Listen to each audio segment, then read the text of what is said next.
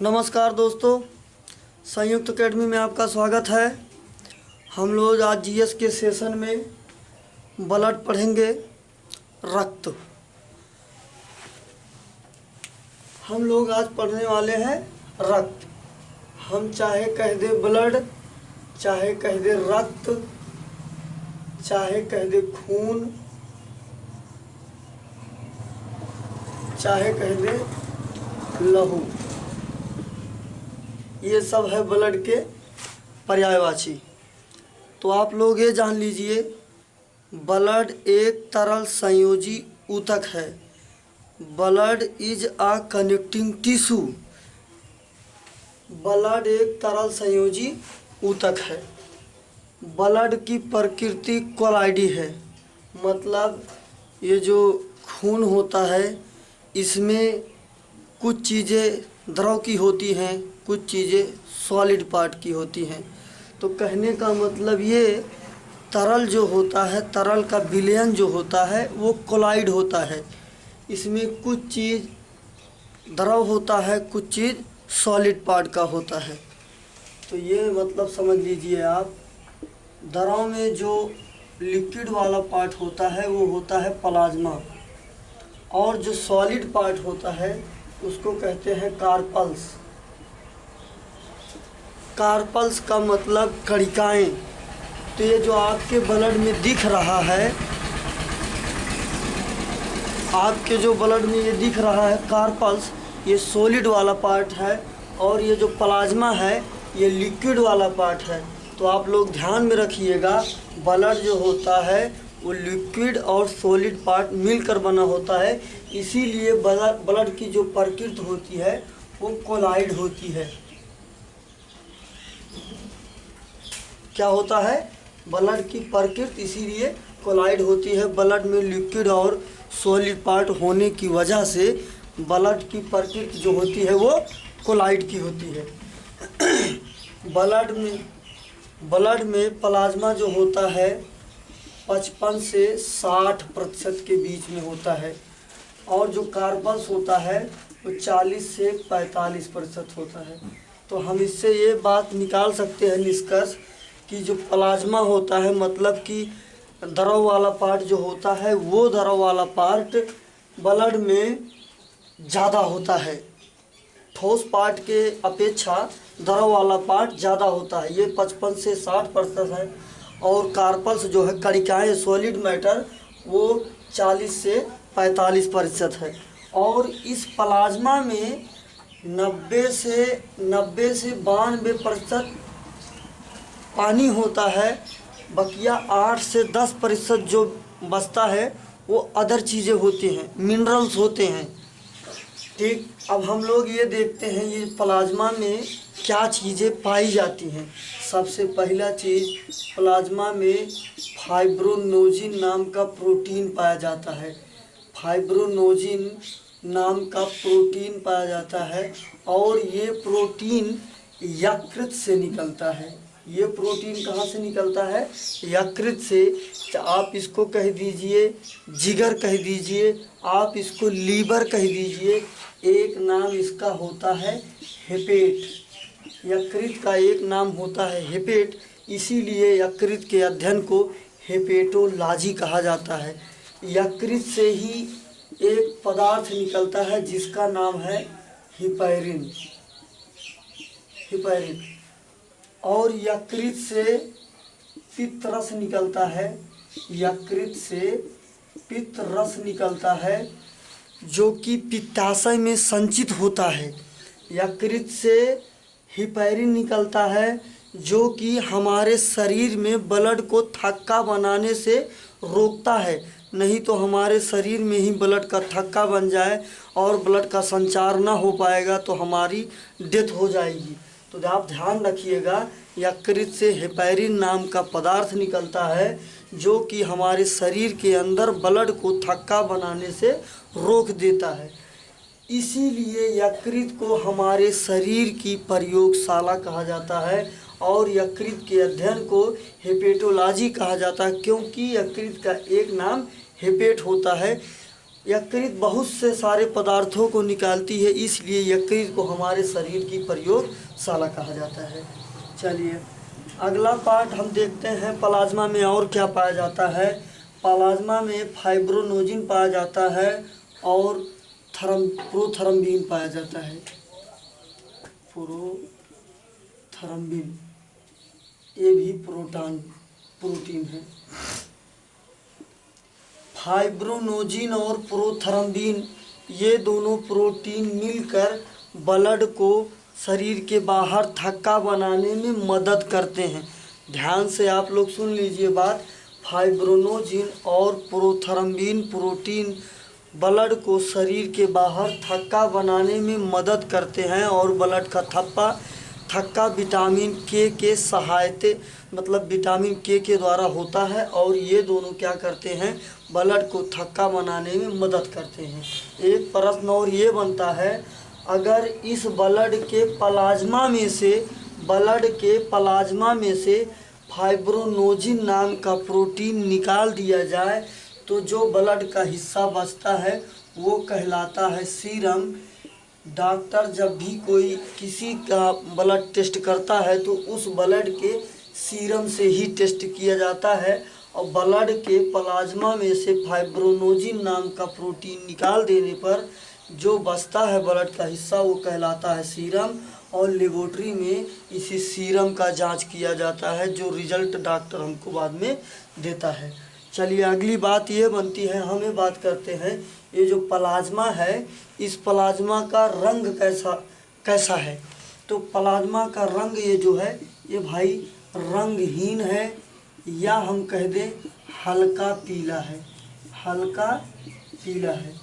तो हम लोगों ने प्लाज्मा के बारे में कई सारी बातें जान ली। प्लाज्मा में फाइब्रोनोजिन नाम की प्रोटीन पाई जाती है और प्रोथर्म्बिन नाम का प्रोटीन पाया जाता है। इस फाइब्रोनोजिन का निर्माण जो होता है वो यकृत से होता है और यकृत के अध्ययन को हेपेटोलॉजी कहा जाता है।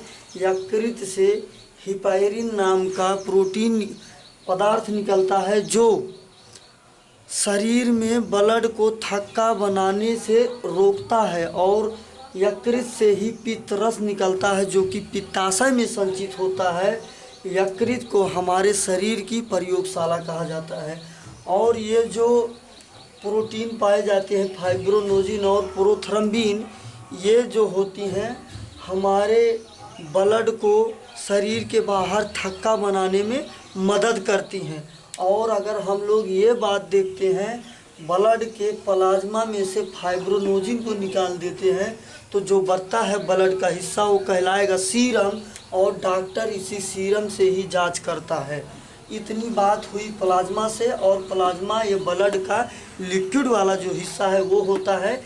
ये कार्पल्स जो है कणिकाएँ जो हैं ये सॉलिड वाला मैटर है। अब हम लोग इसको समझेंगे और ये देख लीजिए ब्लड की जो प्रकृति है वो कोलाइड है। तो भाई अगर आपसे पूछ ले मानव शरीर में कोलाइड की मात्रा क्या होती, बहुत इम्पोर्टेंट प्रश्न है। तो ये जो होता है 200 ग्राम प्रति डेकालीटर। तो आप लोग ये ध्यान रखिए 200 ग्राम प्रति डेकालीटर। तो 1 डेकालीटर में होता है बच्चे 10 लीटर। तो 10 लीटर ब्लड में 200 ग्राम कोलाइड पाया जाता है, ये चीज़ होता है। ठीक, अब हम लोग पढ़ेंगे कार्पल्स कणिकाएँ जो इसका सॉलिड वाला पार्ट है। अब हम लोग ब्लड का जो सॉलिड वाला पार्ट है वो चीज़ पढ़ेंगे कणिकाएँ। तो कणिकाएँ कितनी प्रकार की होती हैं भाई? कणिकाएँ होती हैं 3 प्रकार की। कार्पल्स हमने अभी तक जो लिक्विड वाला पार्ट था हमने पढ़ लिया। अब जो सॉलिड पार्ट है उसको पढ़ेंगे कणिकाएँ। और ये कणिकाएँ होती हैं 3 प्रकार की। ये कणिकाएँ होती हैं 3 प्रकार की। एक है RBC, एक है WBC, एक है प्लेटलेट्स। प्लेटलेट्स। अगर हम बात करते हैं आरबीसी की, रेड ब्लड कार्पल्स, अगर हम बात करते हैं आरबीसी की रेड ब्लड कार्पल्स, डब्ल्यूबीसी की वाइट ब्लड कार्पल्स, और ये प्लेटलेट्स, इसको कहते हैं लाल रक्त कणिकाएँ, इसको कहते हैं सफ़ेद रक्त कणिकाएँ, और ये है प्लेटलेट्स। ये भाई ब्लड के जो सॉलिड वाले पार्ट होते हैं ये हैं। आरबीसी का एक नाम है एरिथ्रोसाइटस, एरिथ्रोसाइटस, और डब्ल्यूबीसी का एक नाम है ल्यूकोसाइटस, और इसका एक नाम है प्लेटलेट्स का थ्रोम्बोसाइटस।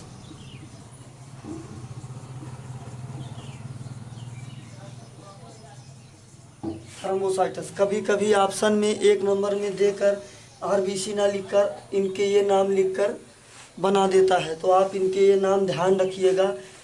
आरबीसी को एरिथ्रोसाइटस, डब्ल्यूबीसी को ल्यूकोसाइटस, थ्रोम्बोसाइट, और प्लेटलेट्स को हम कहेंगे थ्रोम्बोसाइटस।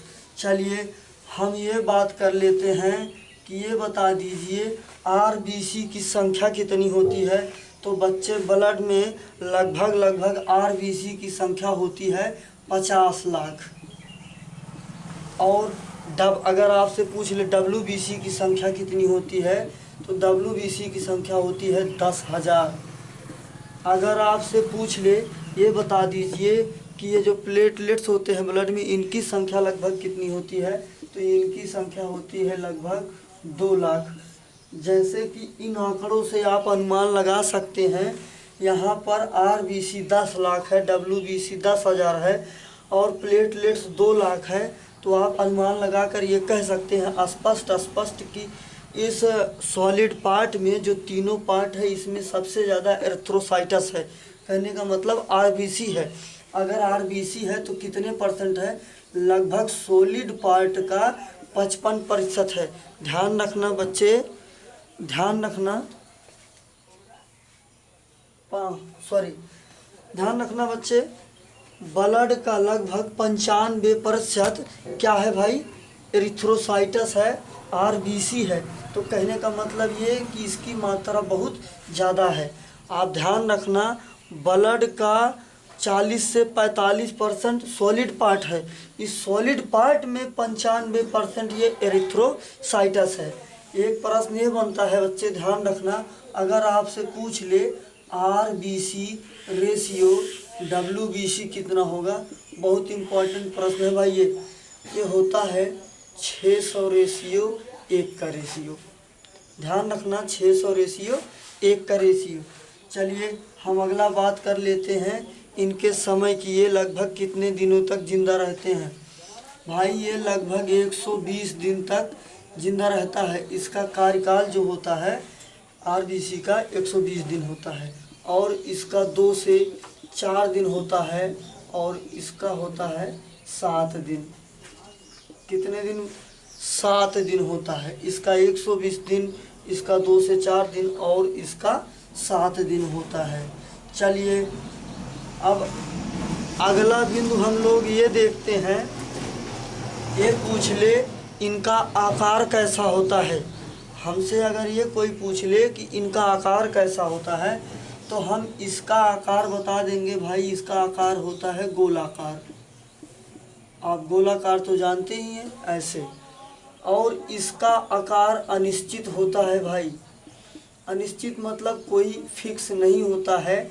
ये जो डब्ल्यूबीसी है इसका आकार अनिश्चित होता है, और ये जो थ्रोम्बोसाइटस है इसका आकार उत्तल आकार का होता है। उत्तल, जब आपको उत्तल आ जाए तो आप समझ जाइए कि बीच में उभरा हुआ आकार हमेशा कहलाता है उत्तल आकार। तो प्लेटलेट्स का जो आकार होता है उत्तल आकार। और बच्चे ध्यान रखना, ये प्लेटलेट्स की संख्या 2 लाख है। जिसको डेंगू हो जाता है यही प्लेटलेट्स की संख्या कम हो जाती है, तो इसी को बढ़ाने पर ये डेंगू का जो बीमारी है वो ठीक हो जाती है। इसके उपाय किए जाते हैं। चलिए हम आगे बात करते हैं ये आरबीसी की। तो हम लोग ये ध्यान रखेंगे, इम्पॉर्टेंट बात ये है कि इसमें केंद्रक नहीं पाया जाता है, इसमें केंद्रक नहीं पाया जाता। आप ध्यान रखेंगे आरबीसी में केंद्रक नहीं पाया जाता है और डब्ल्यूबीसी में केंद्रक पाया जाता है। ये इम्पॉर्टेंट बात है भाई, केंद्रक पाया जाता है और इसमें भी केंद्रक नहीं पाया जाता है। कहने का मतलब ये कि केंद्रक सिर्फ डब्ल्यूबीसी में पाया जाता है, आरबीसी में और प्लेटलेट्स में केंद्रक नहीं पाया जाता है। चलिए हम अगली बात ये करते हैं, ये जो है आरबीसी का मेन पार्ट क्या है, ये होता है हीमोग्लोबिन। क्या होता है भाई, हीमोग्लोबिन। ये हीमोग्लोबिन का क्या काम होता है ब्लड में, पहली बात तो ये जान लीजिए, हीमोग्लोबिन की वजह से ब्लड का रंग लाल होता है और ये हीमोग्लोबिन ऑक्सीजन का परिवहन करता है, हमारे शरीर में ऑक्सीजन को संचालित करता है। हीमोग्लोबिन ऑक्सीजन को संचालित करता है और ब्लड में हीमोग्लोबिन की मात्रा होने से ब्लड का रंग लाल होता है। इस हीमोग्लोबिन में क्या पाया जाता है, फेरस पाया जाता है और जिसके भी ब्लड में फेरस की कमी हो जाएगी उसको एनीमिया रोग हो जाएगा। ब्लड में पाया जाता है कार्पल्स होता है सॉलिड पार्ट, कार्पल्स में पाया जाता है आरबीसी में पाया जाता है हीमोग्लोबिन ऑक्सीजन का परिवहन करता है और हीमोग्लोबिन में पाया जाता है लोहा की कमी हो जाएगी तो उसको रोग हो जाएगा एनीमिया। क्या रोग हो जाएगा, एनीमिया रोग हो जाएगा। चलिए अगला बात हम ये कर दें, हमारे शरीर में हीमोग्लोबिन की मात्रा कितनी है। आप ध्यान रखना, मेल में 14 ग्राम प्रति डेकालीटर, मेल में 14 ग्राम प्रति डेकालीटर और फीमेल में 13 ग्राम प्रति डेकालीटर ये होता है भाई हीमोग्लोबिन की मात्रा होती है मानव के शरीर में। चलिए आगे हम ये बात करते हैं, अगर आपसे कभी पूछ ले ब्लड का पीएच कितना होता है तो ध्यान रखिए ब्लड का पीएच मान 7.4 होता है। कहने का मतलब ब्लड क्षारीय होता है और दूध का पीएच होता है 6.4। आप इसको भी ध्यान रखेंगे। चलिए अगली बात ये हम समझते हैं कि ये जो डब्ल्यूबीसी है ये क्या चीज़ है। डब्ल्यूबीसी को हम यहाँ समझ लेते हैं। चलिए डब्ल्यूबीसी जो होती है ये प्रतिरक्षा प्रणाली है। डब्ल्यूबीसी क्या है, प्रतिरक्षा प्रणाली है। कहने का मतलब बाहरी रोगों से लड़ने की क्षमता क्या देता है हमको, डब्ल्यूबीसी देता है। डब्ल्यूबीसी हमारे शरीर की प्रतिरक्षा प्रणाली है। प्रतिरक्षा प्रणाली से क्या समझते हैं हम, प्रतिरक्षा प्रणाली से ये समझते हैं कि बाहरी रोगों से हमें ये रक्षा करती है। डब्ल्यूबीसी प्रतिरक्षा प्रणाली है। कहने का मतलब ये कि डब्ल्यूबीसी जो होती है बाहरी रोगों से हमें लड़ने की क्षमता देती है। अगर कभी भी किसी भी रोग का बाहरी बैक्टीरिया व वायरस हमारे शरीर पर अगर हमला करता है तो ये डब्ल्यूबीसी उससे लड़ता है, इसीलिए ये डब्ल्यूबीसी हमारी प्रतिरक्षा प्रणाली है। और जिस किसी भी इंसान को एड्स नाम का रोग हो जाएगा उसका डब्ल्यूबीसी ख़त्म हो जाता है, प्रतिरक्षा प्रणाली ख़त्म हो जाती है, इसीलिए उस व्यक्ति का डेथ होना निश्चित है। एड्स दिवस 1 दिसंबर को मनाया जाता है। एड्स दिवस 1 दिसंबर को मनाया जाता है। हम डब्ल्यूबीसी के बारे में समझते हैं। देखिए भाई डब्ल्यूबीसी के 3 पार्ट होते हैं। एक होता है एंटीबॉडी होता है, एंटीबॉडी, और इसको कहते हैं भाई बी सेल। और एक होता है लिम्फोसाइट, और इसको कहते हैं भाई टी सेल। और एक होता है मोनोसाइट। ये जो हमारी प्रतिरक्षा प्रणाली है, WBC के ये जो तीनों पार्ट हैं, WBC के ये जो तीनों पार्ट हैं,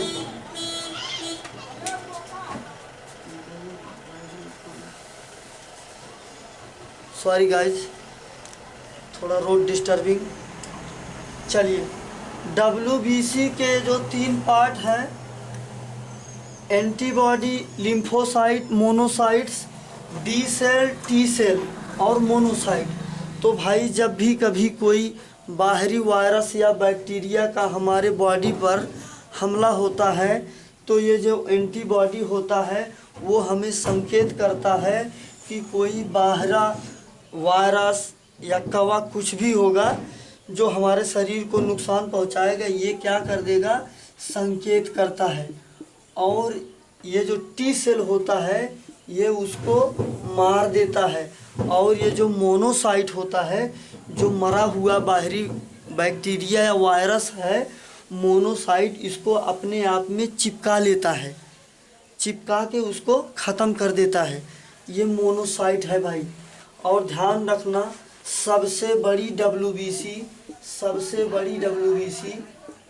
मोनोसाइट है भाई। ध्यान रखना, सबसे बड़ी WBC क्या है, मोनोसाइट जो होती है ये सबसे बड़ी WBC होती है। यहाँ तक हुई बात भाई WBC की। चलिए, अगला प्रश्न ये अगर आपसे कोई कर दे, ब्लड का काम क्या है भाई, ब्लड का क्या काम है। ब्लड हमारे शरीर का ताप नियंत्रण का कार्य करती है। अगर आपसे कोई पूछ लेता है, ये बताइए ये जो प्लाज्मा है, ये प्लाज्मा का कार्य क्या है भाई। प्लाज्मा से अगर कोई कार्य पूछे प्लाज्मा का क्या है तो क्या बताइएगा आप। ध्यान रखना, बहुत इम्पॉर्टेंट कार्य है प्लाज्मा का। प्लाज्मा हमारे शरीर से पचे हुए भोजन और हार्मोन्स का श्रावण करता है। ये प्लाज्मा ब्लड का प्लाज्मा हार्मोन्स और पचे हुए भोजन का श्रावण करता है। अगला प्रश्न हम ये समझते हैं, ये जो ब्लड है, इस ब्लड का निर्माण कहाँ होता है। ब्लड के निर्माण की बात करेंगे भाई हम। तो ब्लड 2 जगह से निर्माण होता है। एक होता है अस्थि मज्जा, बोले तो बोन मैरो। एक होता है यकृत। जब बच्चा भ्रूण अवस्था में होता है तब यकृत से ब्लड का निर्माण होता है। जब वयस्क हो जाता है इंसान या जन्म हो जाता है तब कहाँ से ब्लड का निर्माण होता है, अस्थि मज्जा से होता है। ये बात ध्यान रखना, ये बहुत ही ज़्यादा बार पूछा गया प्रश्न है भाई। आप ध्यान रखेंगे, बहुत ही ज़्यादा बार पूछा गया प्रश्न है। इतनी बात हुई ब्लड से। अब ब्लड के बाद हम समझ लेते हैं थोड़ा ब्लड ग्रुप्स जो हैं उनके बारे में, फिर वीडियो अपन लोग वहाँ पर कंप्लीट कर देते हैं। हम थोड़ा देखते हैं ब्लड ग्रुप के बारे में। ब्लड ग्रुप्स, ब्लड के 4 ग्रुप होते हैं जैसा कि आपको पता है। एक होता है ए, एक होता है बी, एक होता है AB, एक होता है O। ये जो ए होता है ब्लड ग्रुप, ए से और O से ब्लड ले सकता है। ब्लड ग्रुप ए जो होता है ए से और O से ब्लड ले सकता है, लेकिन ए जो होता है बी को और AB को ब्लड नहीं दे सकता है। ब्लड ग्रुप ए से लेगा ब्लड और O से लेगा, लेकिन बी से और AB से नहीं ले सकता है। ये जो ब्लड ग्रुप बी है, ये बी से ले सकता है ब्लड और O से ले सकता है, लेकिन ए से और AB से नहीं लेगा। ये जो ए बी है ये ब्लड लेगा ए से और बी से। A B blood group A से भी लेगा, बी से भी लेगा, ए बी से लेगा, ओ से लेगा। कहने का मतलब ये जो है वो सर्वग्राही है। देखिए सभी से ब्लड ले रहा है। अच्छा, ए बी ब्लड देगा किसको? ए बी सिर्फ ब्लड देगा ए बी को। अगर आपसे पूछ ले O group, blood group O वाला किससे ब्लड, किसको ब्लड मतलब कि दे सकता है? वो ब्लड दे सकता है सबको, लेगा किससे? सिर्फ ओ से। किसको किसको दे सकता है? ए को दे सकता है, बी को दे सकता है, ए बी को दे सकता है और ओ को दे सकता है। हम इससे यह बात का सेंस लगा सकते हैं ये जो ब्लड ग्रुप है, ये जो ब्लड ग्रुप है बच्चे सर्वदाता है और ये जो ब्लड ग्रुप है सर्वग्राही है। चलो हम लोग बात कर लें इस ब्लड ग्रुप में एंटीजन और एंटीबॉडी की। चलिए blood group A B, A B और ओ, हम यहाँ देखेंगे एंटीजन और एंटीबॉडी। एंटीबॉडी, चलो ब्लड ग्रुप ए में एंटीजन होता है ए और एंटीबॉडी होता है बी, और बी में एंटीजन होता है बी और एंटीबॉडी होता है ए। ए बी में एंटीजन होता है ए बी, यहाँ पर होता है नील, और ओ में होता है यहाँ पर नील, यहाँ पर ए बी। हम लोग वीडियो को यहीं पर समाप्त करते हैं। एक बचता है ब्लड ग्रुप में, माता में ये है, पिता में वो है, तो बच्चे में क्या हो सकता है इसको हम लोग अलग पार्ट में करेंगे थोड़ा और अच्छे से। धन्यवाद।